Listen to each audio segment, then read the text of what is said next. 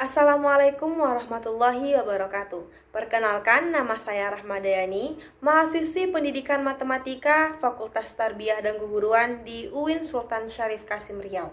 Pada kesempatan kali ini, saya akan menjelaskan tentang analisis kalender yang berupa jam efektif, program tahunan, program semester, dan silabus pada mata pelajaran matematika di kelas 12 semester genap untuk memenuhi ujian akhir semester pada mata kuliah Desain Pengembangan Kurikulum yang diampu oleh Ibu Noviarni MPD.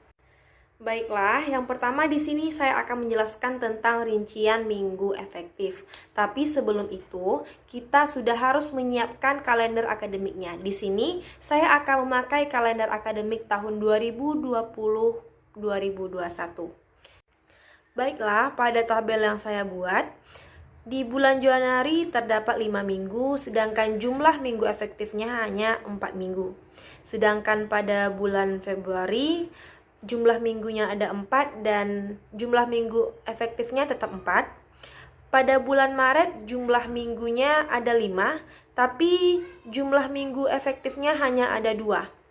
Di bulan April jumlah minggunya ada 5 dan tidak ada minggu efektifnya.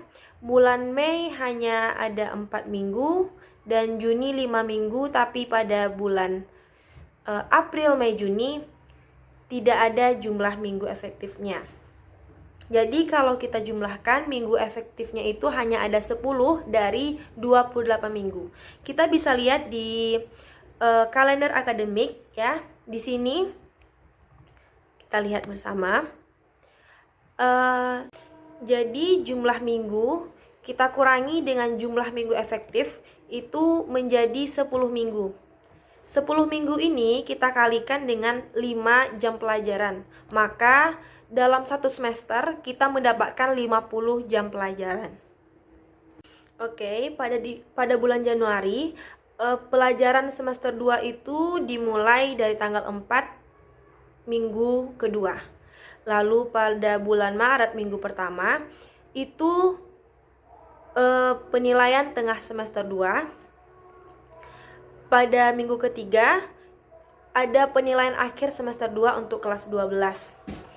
Dan pada minggu kelima dan minggu pertama di bulan April dilaksanakannya ujian ya dari satuan pendidikan untuk kelas 12. Lalu pada pertengahan April di minggu ketiga libur awal Ramadan, dan pada bulan Mei di minggu kedua dan minggu ketiga itu libur Hari Raya Idul Fitri. Dan pada minggu kedua dan minggu ketiga di bulan Juni sudah dilakukan penilaian akhir untuk semester 2 dan minggu keempat dan minggu kelimanya itu libur semester 2. Baiklah, karena kita tadi sudah mendapatkan jumlah minggu efektifnya, juga sudah mendapatkan jumlah jam efektifnya dalam satu semester ya. Maka langkah selanjutnya yang harus kita lakukan itu adalah membuat program tahunan. Karena di sini saya menggunakan kelas 12 atau kelas 3 SMA semester genap, maka di sini saya mengambil referensi dari salah satu buku yang materi pokoknya itu di semester genap ada 3. Yang pertama itu ada aturan pencacahan, lalu ada peluang kejadian majemuk, dan yang terakhir itu ada geometri bidang datar. Baik, inilah buku yang saya gunakan untuk membuat program tahunan ini ya. Bisa kita lihat bersama di sini ada aturan pencacahan, peluang kejadian majemuk, sama geometri bidang datar. Oke, pada materi aturan pencacahan, di sini kita akan belajar tentang aturan penjumlahan, aturan perkalian, permutasi, dan kombinasi. Dan di sini membutuhkan waktu sekitar 13 JP atau 13 jam pelajaran ditambah dengan penilaian yaitu 2 jam pelajaran, maka total alokasi waktu pada aturan pencacahan ini sebesar 15 jam pelajaran. Lalu pada materi kedua yaitu peluang kejadian majemuk, di sini kan akan mempelajari tentang kejadian saling lepas, saling bebas, dan bersyarat. Memerlukan waktu sekitar 10 jam pelajaran ditambah dengan penilaian 2 jam pelajaran, maka totalnya menjadi 12 jam pelajaran. Dan yang terakhir, geometri bidang datar itu memerlukan waktu sekitar 21 jam pelajaran untuk mempelajari kesebangunan antar bangun datar dan kekongruenan antar bangun datar, dan ditambah dengan penilaian yaitu 2 jam pelajaran, maka totalnya 23 jam pelajaran. Jadi jika digabungkan materi pertama, materi kedua, materi ketiga itu, maka total jam pelajaran yang dipakai adalah 50 jam pelajaran. Oke, karena tadi kita juga sudah mendapatkan jumlah minggu efektif dan juga sudah membuat program tahunan, maka langkah selanjutnya itu kita membuat program semester. Seperti tabel yang saya buat ya, seperti ini. Contohnya seperti di materi yang pertama, yaitu kaidah atau aturan pencacahan. Itu kan memerlukan 13 jam pelajaran ya kan. Ternyata setelah kita buat di program semester, kita akan mengetahui bahwa setiap subbabnya itu memerlukan beberapa jam pelajaran. Contohnya pada subbab pertama memerlukan 2 jam pelajaran. Subbab kedua, subbab ketiga, subbab keempat, subbab kelima itu tetap memerlukan 2 jam pelajaran, dan subbab keenam itu memerlukan 3 jam pelajaran. Jadi kalau kita gabungkan hasilnya tetap 13 jam pelajaran. Dan juga pada bulan Januari, Februari, Maret, April, Mei, Juni ini ya, kita akan masukkan minggu-minggu yang efektif dan tidak efektif tadi yang sudah kita buat. Contohnya pada bulan Januari, sekolah semester genap itu dimulai tanggal 4 minggu kedua, berarti pada minggu pertama itu masih termasuk libur semester 1. Pada bulan Februari semua efektif, dan pada bulan Maret ya, kita bisa lihat pada minggu pertama itu ada penilaian tengah semester, minggu kedua efektif, minggu ketiganya penilaian akhir semester, dan ini bulan ini kita dapat dari kalender akademik yang kita lihat tadi dan yang kita buat menjadi rincian minggu efektif. Oke, di dalam tabel silabus ya, ini ada beberapa nih. Ada kompetensi dasar, materi pokok atau materi pembelajaran, indikator pencapaian kompetensi, kegiatan pembelajaran, penilaian, alokasi waktu yang dibutuhkan, dan juga sumber belajarnya. Kita bahas satu-satu dulu. Pada kompetensi dasar ini, karena kita memakai geometri bidang datar, maka kompetensi dasarnya itu tentang menganalisis hubungan kesebangunan dan kekongruenan antar bangun datar dengan menggunakan aturan sinus dan kosinus serta sifat-sifat transformasi geometri. Dan juga kita akan menyelesaikan masalah yang berkaitan dengan hubungan kesebangunan dan kekongruenan antar bangun datar dengan menggunakan aturan sinus dan kosinus serta sifat-sifat transformasi geometri tadi.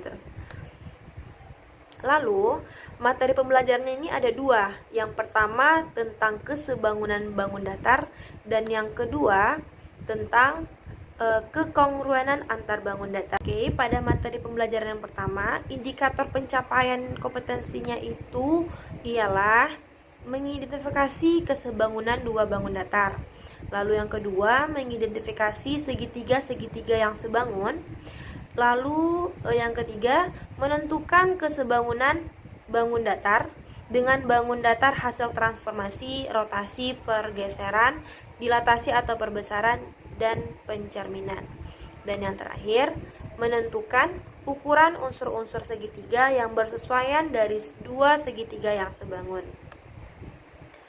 Dengan kegiatan pembelajarannya adalah mengamati dan mengidentifikasi fakta pada hubungan kesebangunan antar bangun datar dengan menggunakan aturan sinus dan kosinus serta sifat-sifat transformasi geometri. Lalu juga dengan mengumpulkan dan mengolah informasi untuk membuat kesimpulan serta menggunakan prosedur penyelesaian masalah yang berkaitan dengan hubungan kesebangunan antar bangun datar tadi dengan menggunakan aturan sinus dan kosinus juga serta sifat-sifat transformasi geometri. Dan yang terakhir itu menyajikan penyelesaian masalah yang berkaitan dengan kesebangunan bangun datar. Dan penilaian akan dilakukan dengan beberapa cara. Yang pertama adalah tes tertulis, ada tes lisan, penugasan, dan diskusi. Dan ini akan dilakukan oleh semua anggota kelas, seperti itu. Alokasi waktu yang diperlukan untuk materi yang pertama, kesebangunan bidang datar ini adalah 9 kali 40 menit, 9 jam pelajaran dikali 40 menit. Dengan sumber belajar yang akan dipakai adalah buku paket matematika, ya.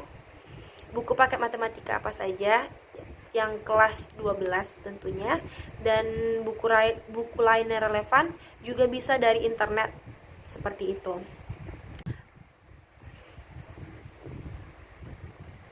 Baiklah, pada materi yang kedua ini, materi pembelajaran yang kedua, ya, itu indikator pencapaiannya juga sama gitu, menentukan pasangan sisi dan sudut yang bersesuai atau berkorespondensi dari dua segi banyak. Lalu kekongruenan dua bangun datar segi banyak, menentukan kekongruenan dua segitiga, alur berpikir dalam pembuktian deduktif, dan juga menentukan kekongruenan bangun datar dengan bangun datar hasil transformasi, yaitu rotasi, pergeseran, dilatasi atau pembesaran, dan pencerminan. Sedangkan kegiatan pembelajaran yang dilakukan dalam materi yang kedua ini adalah mengamati dan mengidentifikasi fakta pada hubungan kekongruenan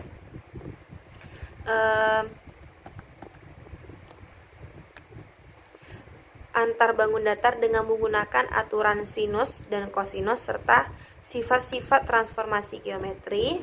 Lalu selanjutnya mengumpulkan dan mengolah informasi untuk membuat kesimpulan serta menggunakan prosedur untuk menyelesaikan masalah yang berkaitan dengan hubungan kekongruenan antar bangun datar dengan menggunakan aturan sinus dan kosinus serta sifat-sifat transformasi geometri.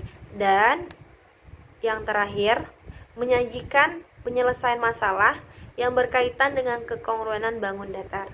Penilaian yang dilakukan pada materi yang kedua ini juga sama pada materi yang pertama, yaitu tes tertulis, tes lisan, penugasan, dan diskusi. Tapi waktu yang dilakukan untuk mata pelajaran yang kedua ini adalah 12 jam pelajaran dikali 40 menit dengan sumber belajar, buku paket matematika, buku lain yang relevan, internet, seperti itu. Baiklah, hanya itu yang dapat saya jelaskan tentang analisis kalender untuk minggu efektif, program tahunan, program semester, dan silabus. Semoga apa yang saya sampaikan bisa dipahami. Mohon maaf atas segala kekurangan. Assalamualaikum warahmatullahi wabarakatuh.